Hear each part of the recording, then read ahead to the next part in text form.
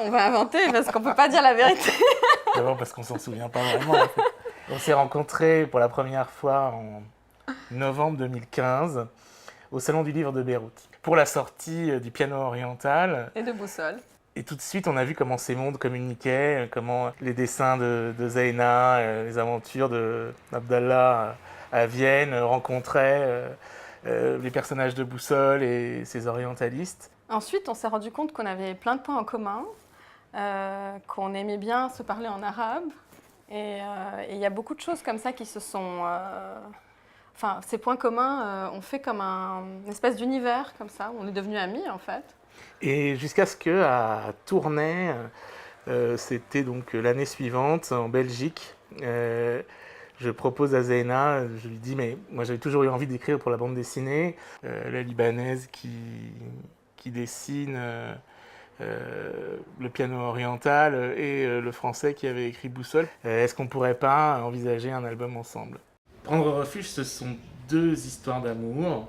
Alors une qui se passe de nos jours à Berlin, entre une jeune femme syrienne qui s'appelle Neila et un jeune berlinois qui s'appelle Karsten. Et une seconde en 1939 en Afghanistan, entre deux femmes, une exploratrice inspirée de l'écrivain et archéologue suisse Anne-Marie Schwarzenbach et Ria Hakin, qui est une des archéologues de ce site absolument incroyable de Bamiyan. Site qui a été détruit bien plus tard en 2001 par les talibans, donc c'est aussi une histoire sur la trace, sur ce qui reste de ce qu'on a perdu, que ce soit une ville ou un amour ou une patrie, une langue, et justement la présence de cette absence, on peut dire ça comme ça.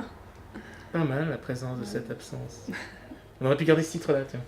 On recommence tout. C'est un livre qui traite de différentes formes de refuge. Qu'est-ce que c'est que le refuge? Comment est-ce qu'on prend refuge dans le bouddhisme, par exemple? Comment est-ce qu'on se réfugie physiquement? On échappe à la guerre. Comment est-ce qu'on prend refuge dans l'autre? Comment est-ce qu'on essaye de rentrer presque physiquement dans une histoire d'amour pour laisser derrière soi un peu et abandonner les difficultés où on vient, la guerre, la douleur, le souvenir. C'est assez bien résumé, je pense. Voilà, c'est super bien résumé.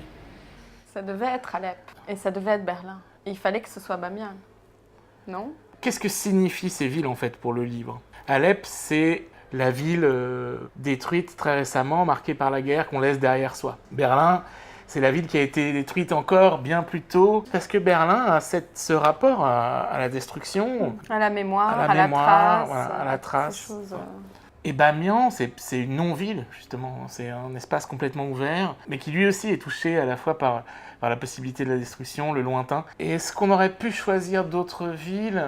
On s'est demandé à un moment donné si ça ne se passerait pas en France, dans une ville française, justement. Bon, les Allemands, d'abord, on était d'accord là-dessus, ont accueilli plus d'1 million de réfugiés syriens. C'est vraiment très frappant d'arriver à Berlin et d'entendre parler syrien partout. Donc bien évidemment, à l'échelle de l'Europe, s'il y a une nouvelle Syrie, entre guillemets, c'est l'Allemagne et c'est Berlin. En particulier. C'est aussi la question, qu'est-ce qui reste quand tout est détruit? Où est-ce qu'on peut aller et où est-ce qu'on va se réfugier? J'aurais jamais pu inventer ça, moi. C'est typique, toi. Il n'y a rien à inventer, ça. Enfin, non, mais Tout est Orion, écrit le dans le scorpion, ciel. mais c'est très Mathias Hénarès.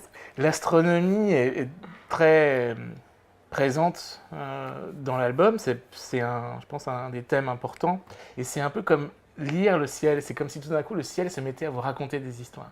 Et à voir des choses, des dessins, tout d'un coup, apparaître dans le ciel. Et donc, c'était quelque chose d'extraordinairement graphique, dont je me suis dit tout de suite que c'était un matériau qui, justement, pouvait nous rassembler avec Zeyna. Parce qu'une constellation, c'est à la fois un récit et un dessin.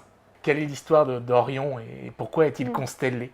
Pourquoi est-ce que le scorpion est là? Ce qui est très beau dans l'histoire d'Orion et du scorpion, c'est qu'ils sont chacun d'un côté du ciel, chacun d'un côté du monde. Et ces deux-là ne peuvent jamais se rencontrer. Finalement, je pense que c'est une des rares choses dont on peut se dire qu'elle est la même depuis les débuts de l'humanité, c'est la forme du ciel. Et ce ciel que l'on voit, c'était le même pour les premiers peintres quand ils sortaient de leur caverne, et c'était le même pour les poètes grecs et pour les Phéniciens quand ils traversaient la Méditerranée, et c'est le même aujourd'hui qu'on soit en Afghanistan en 1939 ou à Berlin en 2015. Donc c'est cette unité de choses qui nous contemplent et qui nous surplombe, qui me paraissait un thème absolument magnifique. Les onomatopées, ça a toujours été important pour moi dans tous les livres que j'ai écrits et dessinés. Là, elles m'ont beaucoup servi, à vrai dire.